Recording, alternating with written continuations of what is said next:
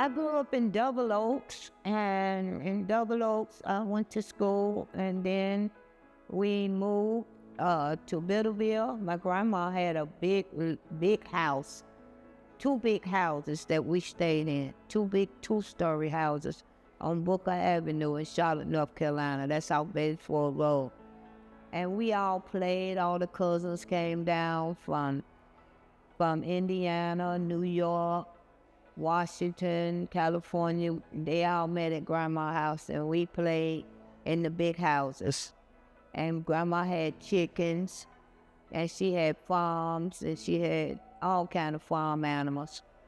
At that time, the city limits was, we were living in the country, so it wasn't city limits then. So she had apple trees, pear trees, fig trees, all kind of trees.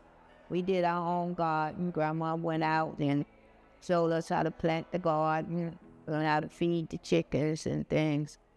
And then she had a turkey named Gobble Gobble, and Gobble Gobble would chase us all around and catch us and pick us, and we would run up the tree. And so my family moved to A Avenue, and that's up by I-85. And we moved up there, and we were the only blacks in the neighborhood. All of them was white, and we were the only blacks there. And the people next door, the white people would come by and, call us names and stuff. But, we made friends with them. And we played up and down the street. I had to walk to school. So I walked for miles because it wasn't integrated then. It was trying to get segregated. And so they started busing the kids, and busing us to other schools so they can mingle with the white kids. When we would go in ball games and stuff, they would rock our bus, throw rocks and stuff like that. And it was a long walk to school. And I remember I walk in the winter time, and my fingers be froze. It would be so cold.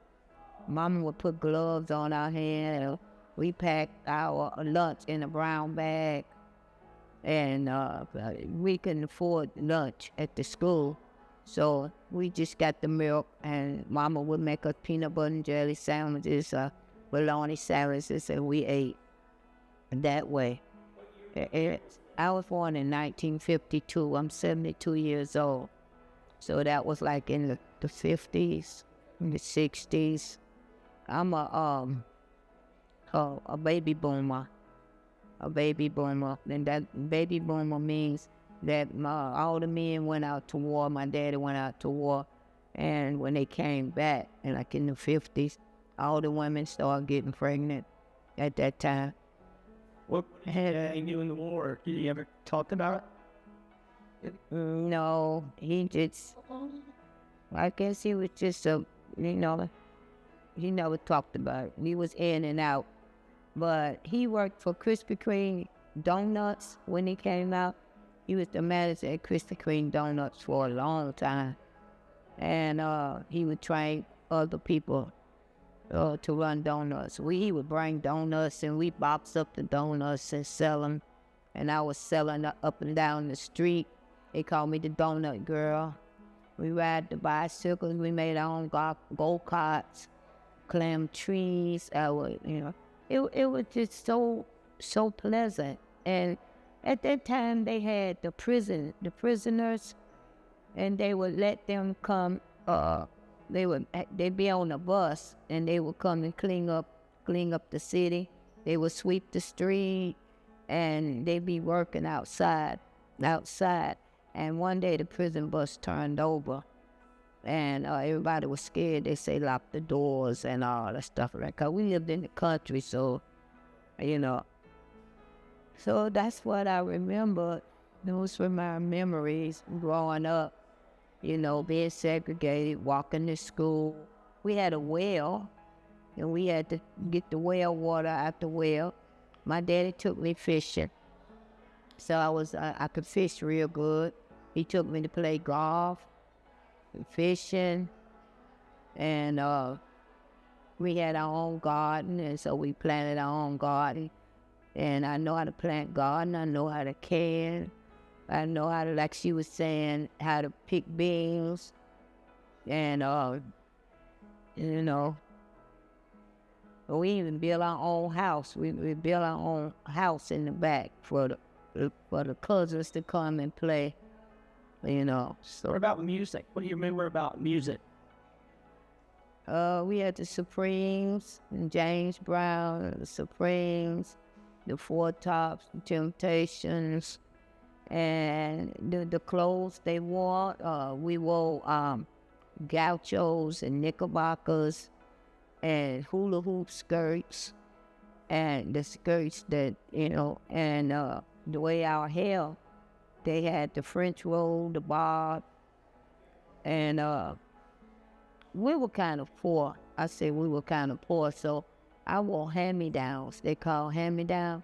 It was 8 of us, and so I had 2 sisters and older than me. So I would wear my sister's clothes when she go to school. I would sneak and put her clothes on, and if she see me at school, everybody would be looking out, and they'd say, "Your sister is down there. She coming." And I used to be hiding. And one day when I got home, she beat me up real bad and scratched my face up for wearing her clothes. And so everybody asked me, "What happened?" I told them my cat. Our pet cat did. I didn't want to say my sister scratched my face up, really like that. Which high school did you get? I went to Biddleville. Elementary. And then from Biddleville, I went to Northwest. Miss Sasso was the principal at Biddleville. Mr. Mr. Moreland was at Northwest. And then we went to West Charlotte. And that's where I graduated from in 1970. Graduated in 70. Huh? That's the year I was born. 1970, that's when I graduated from there. I moved from there and went to New York. And I started having my children there. My husband married the African guy. I mean, when I got to New York, I didn't need, well, not to slip away, but I was so green, I didn't know nothing. My mother was real strict on us. And back then, the days, they'd be strict on you because my sister got pregnant when she was 14. And she would slip out the house, and we'd be telling Mama that she slip out the window, going around or running through the woods to meet this boy back there. And then she got pregnant at 14 and had my nephew. So, and after that, it was hard for us. Yes, they kept an eye on us. And I didn't think I was going to ever get a boyfriend because she did that. When did you come back down south? When did I come back from New York? Well, my daughter was born in 1980. My daughter was born in 1972. I stayed in New York, but I sent her down here for my mama to raise her because I went up there to get famous, you know. And she had a babysitter, but my mama wanted to take care of her. So I sent her down here. And then in 1980, when I had my son, that's when I moved down here. Yeah. What would you like people to know about what it was like for you growing up? What's something you remember that you missed? Yeah. Like community or family? Or... Yeah, because at that time, we could leave our door open. And I remember my dad would always leave the door open. And we didn't have no air conditioning. We didn't have no fans or nothing. But he could leave that door open, and that cool breeze would come through there from under the tree. And we sleep on the porch. He could sleep on the porch. We all could sleep outside on the porch in the 2-story house. Nobody messed with you. It was safe. It was safe. Other than when we moved up, my mom got her own house, and we moved in that area where the white people stay, and they will naturally, that's going to happen. But other than that, when we stayed in Grandma's house down there on Booker, everybody knew everybody. The old people raised. It takes a village to raise a child. The old people raised us. And they would say, stop chunking them rocks, and I'm going to tell your mama. And we get like 3 whoopings because they would whoop us, and then they tell grandma whoop us, and then when mama come home from work, mama whoop us. So we got like 3 whoopings. Everybody was watching out for everybody. But then as it got older, I realized I see kids talking back to old people. Talking back. Old lady, go in the house. And them women walked miles and miles to have streets, to have sidewalks. They went down to City Hall for transportation and all. So they don't know the contribution that those old people had in the neighborhood to make their future. And they disrespect them. And they still disrespect them now. So it's not safe anymore. Hey, I don't know. It's nothing. It's not safe. It's not safe anymore like it was back there. It's safer. It was safer. And we didn't have to really worry about food because we grew all the food, and we grew the food, and the food was better because it wasn't Processed. wasn't processed, and didn't have all this spray on it like they spraying it now. It was good food, good water that we drank from the well and from the creek, whatever. And the animals were even better. They look, you see a chicken now, they so little, it's like a bird. And then you might see one so fat that it's blowed up like a turkey. What is going on? So grandma would get the chicken and wring the chicken neck. Chicken get to jumping all over the yard, blood flying everywhere. And then when it stopped, grandma take it and put it in a hot pot of water, pull them feathers off, fresh chicken. Chicken and dumplings.